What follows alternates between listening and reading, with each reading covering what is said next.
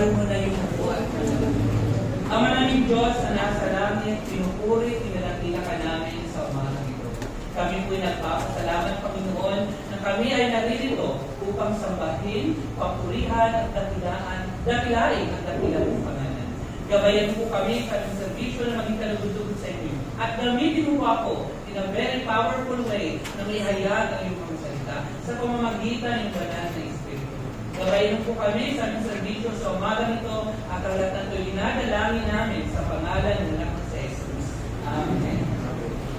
Sa araw na ito ay tatalakayin natin ang isang makapangyarihan at nagbabagong kabanata ng Aklat ng Roma sa Kabanata 6. Ang talatang ito ay tumutukoy sa isang mahalagang tema sa buhay ng isang Kristiyano. Ang kaugnayan ng isang Kristiyano sa kasalanan at ang bagong buhay na mayroon tayo kay Kristo. Ang pamagat ng may sikong lesson sa umagang ito ay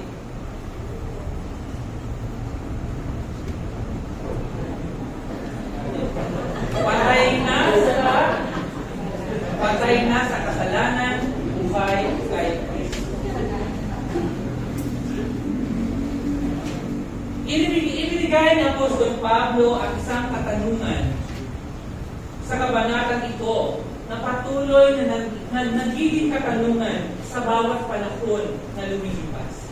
At ito ang sinasabi sa Roma Kapitulo 6 sa versikulo 1. Sabi dito, magpapatuloy ba tayo sa pagkakasala upang ang biyaya ay sumagana? Ang sagot ng katanungang ito ay ibinigay niya ng Apostol Pablo. Sabi niya, huwag na huwag sanang mangyari.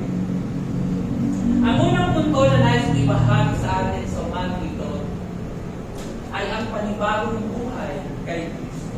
Ayon sa Roma Kapitulo 6, versikulo 4, sabi dito, sa makatuwid, tayo'y namatay na at nalibing na kasama niya sa pamamagitan ng bautismo, upang kung paano binuhay muli si Kristo sa pamamagitan ng dakilang kapangyarihan ng Ama, tayo rin ay magkakaroon ng panibagong buhay.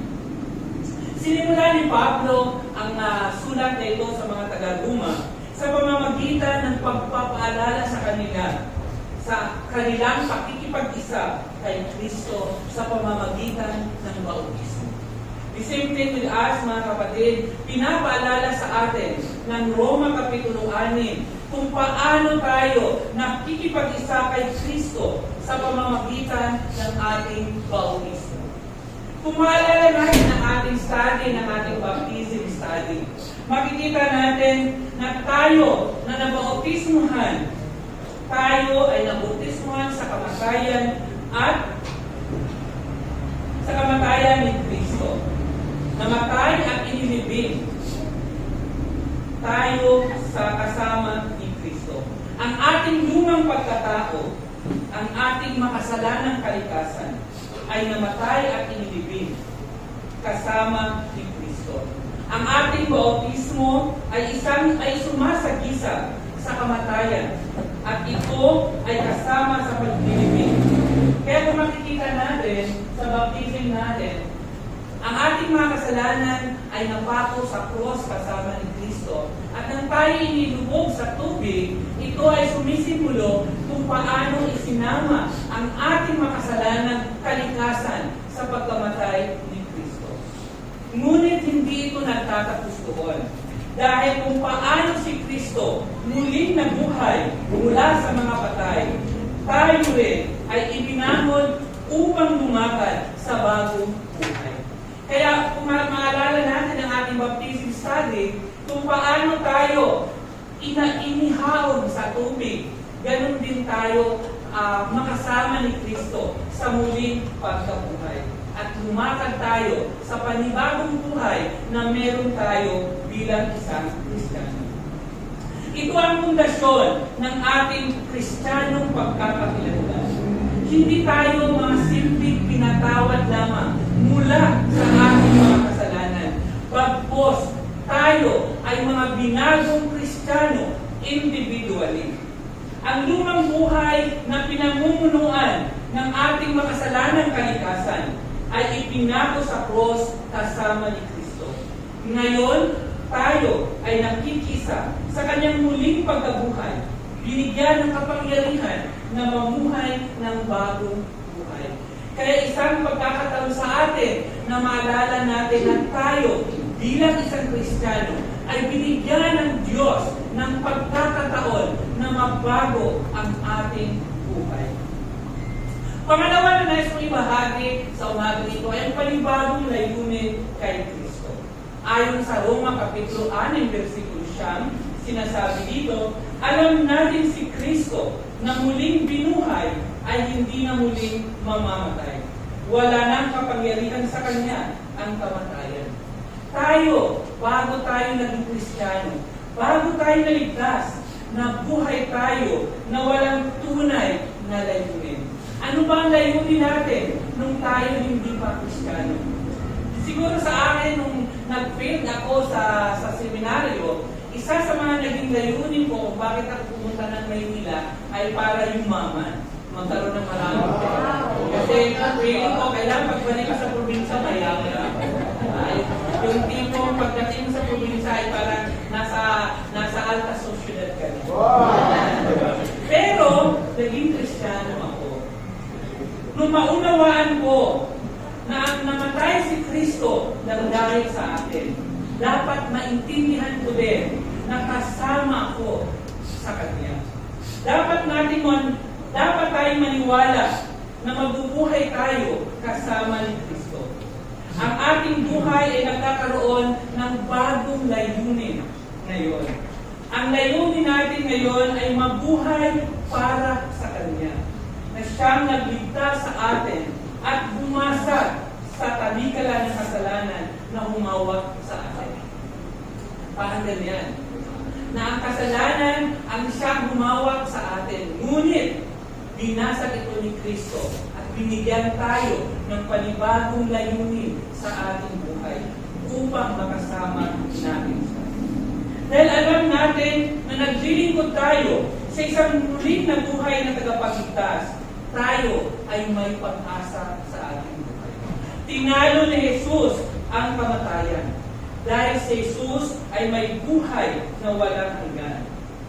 Makikita natin na magkakaroon tayo ng pagkakataon na patuloy na kasama si Jesus sa ating buhay.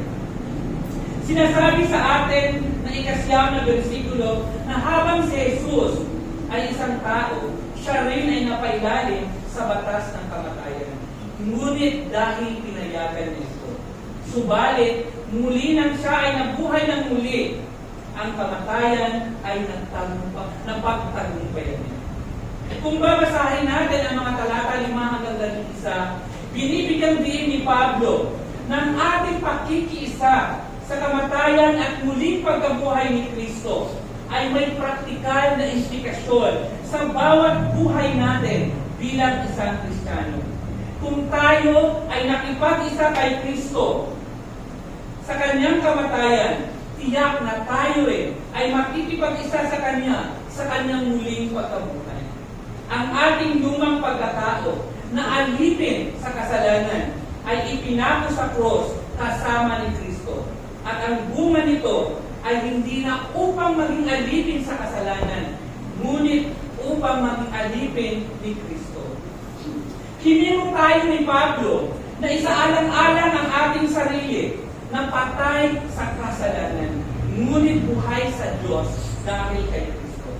Ibig sabihin nito, wala na dapat kapangyarihan ang kasalanan sa atin. Hindi na tayo nasa ilalim ng batas, kundi nasa ilalim ng biyaya ng Diyos. Ang ating lumang Panginoon, ang ating mga kasalanan ay natalo na. At ngayon, tayo ay pag-aari na ni Kristo.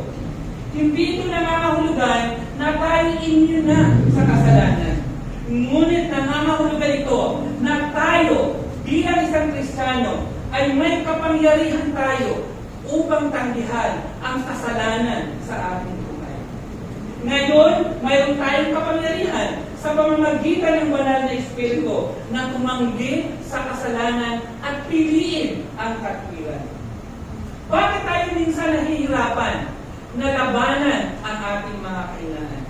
Marami akong mga brothers na nakakausap, na spend time, na bisitan. Sabi nila, mahirap labanan ang kahinaan. Totoo naman yun. Mahirap labanan kung ano ang ating mga kasalanan. Ngunit, bakit nga ba tayo nahihirapan?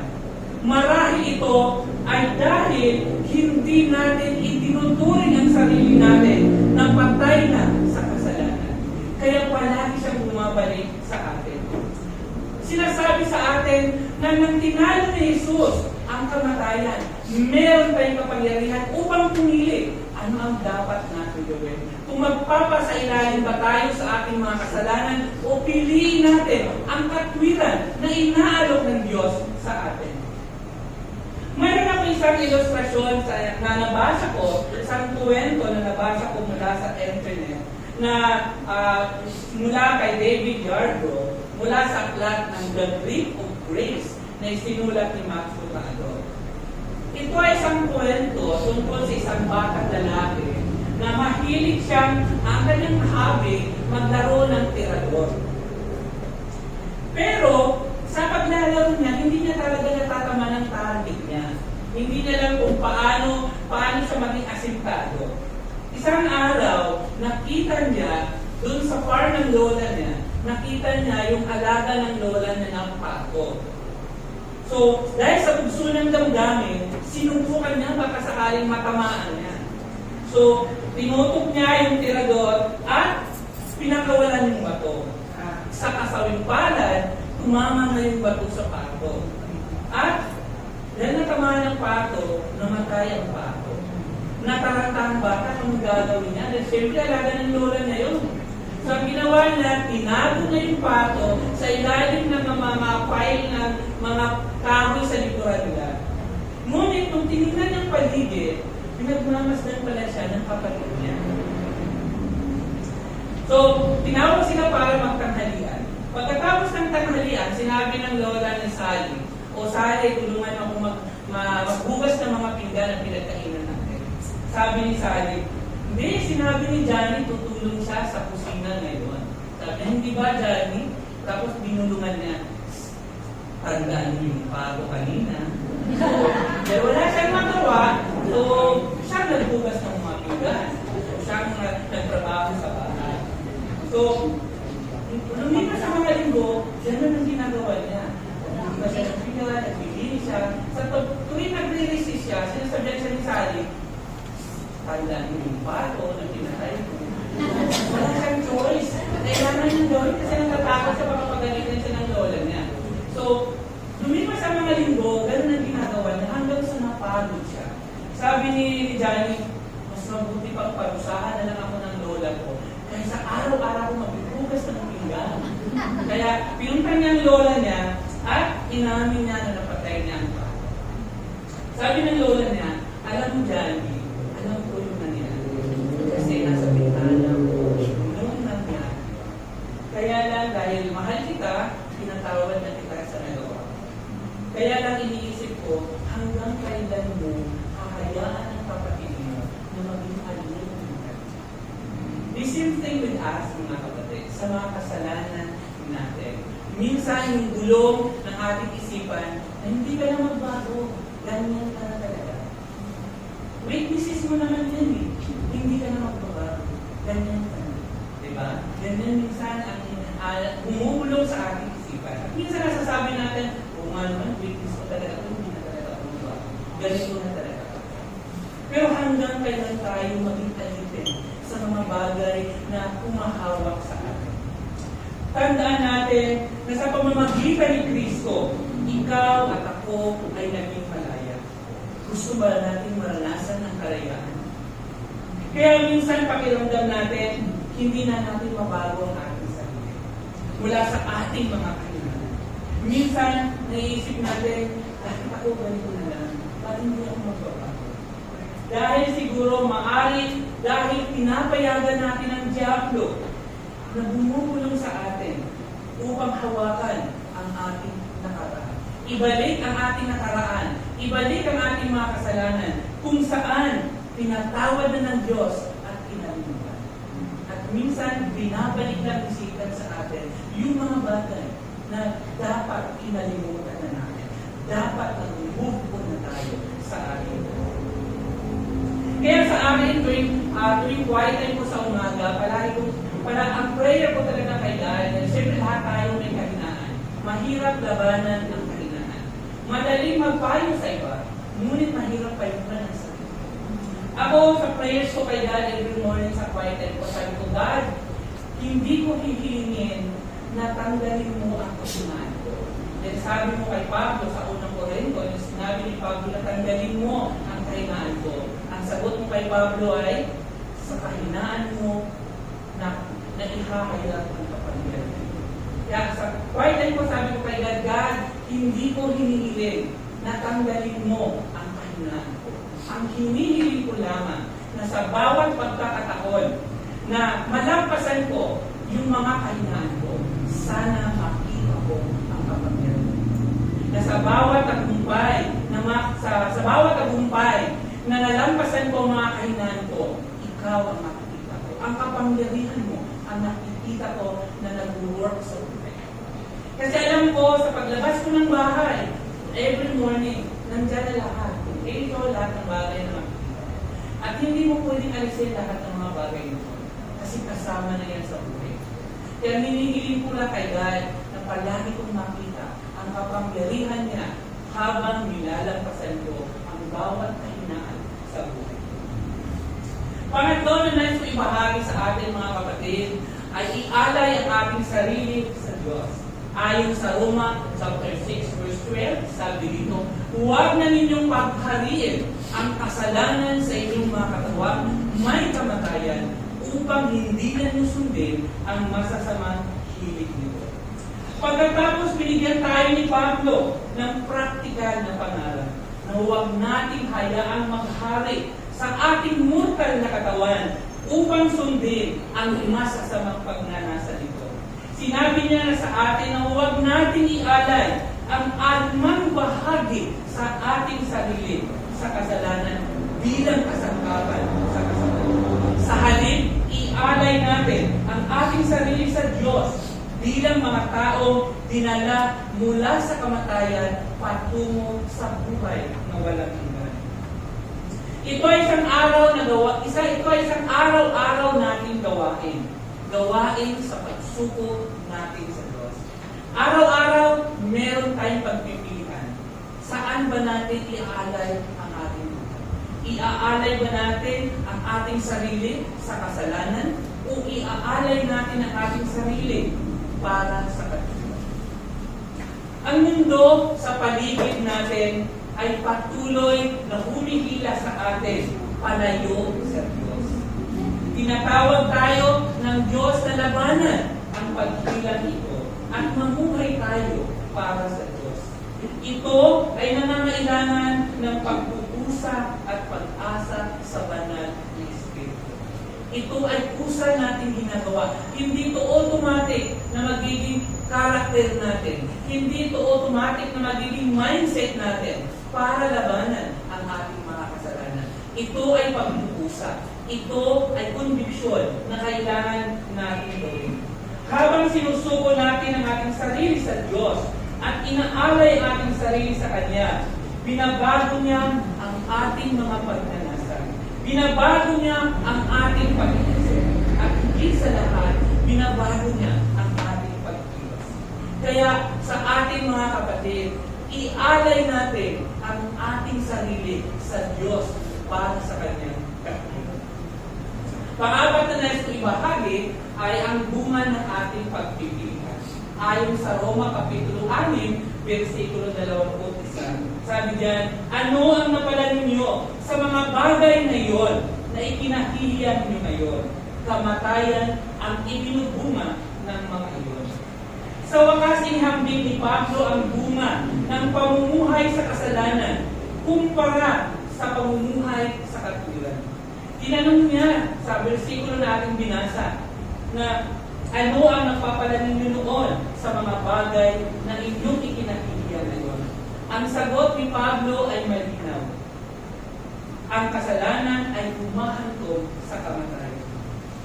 Ngunit ngayon na tayo ay pinalaya mula sa kasalanan at naging mga alipin ng Diyos, ang bunga nito ay nagdudulot ng kabanalan at ang kinalabasan ay buhay na walang hanggan.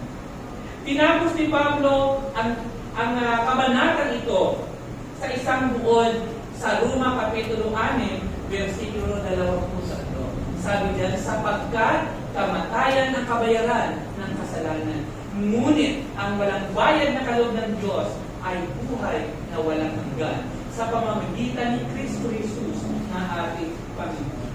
Ang talatang ito ay naglalaman ng Ebanghelyo. Ang kasalanan ay nagbabayad ng sahod nito sa kamatayan. Ngunit inaalok tayo ng Diyos ng libreng kaloob ng buhay na walang hanggan kay Kristo. Ang kaloob na ito ay hindi natin maaaring kitain. Ito ay kusang ibinibigay ng Diyos sa mga naglalaga ng pananampalataya sa Kanya. Sa pagtatapos mga kapatid, tinatawagan tayo ng Roma Kapitulo 6 na isang buhay ang katotohanan na kung sino tayo kay Kristo. Tayo ay napalaya mula sa kapangyarihan ng kasalanan. Ang ating lumang pagkatao ay ipinako na sa cross kasama ng Kristo. At ngayon, tayo ay buhay sa Diyos dahil sa Kanya. Habang isinasabuhay natin ang bagong pagkakakilanlan na ito, dapat nating piliin araw-araw na ialay ang ating sarili sa Diyos, labanan ang pagdila ng kasalanan, at magsikap na gawin kung ano ang katilan. Aalis tayo sa kwartong ito na may bagong panibagong pagtatalaga na mamuhay bilang mga taong patay na sa kasalanan, ngunit buhay kay Kristo. Naway ialay natin ang bawat bahagi ng ating sarili sa Diyos bilang mga kasangkapan sa katwiran. Alam natin ang kaloob ng Diyos ay buhay na walang hanggan kay Kristo Jesus na ating Panginoon. Maraming salamat sa pakikinig. To God be all the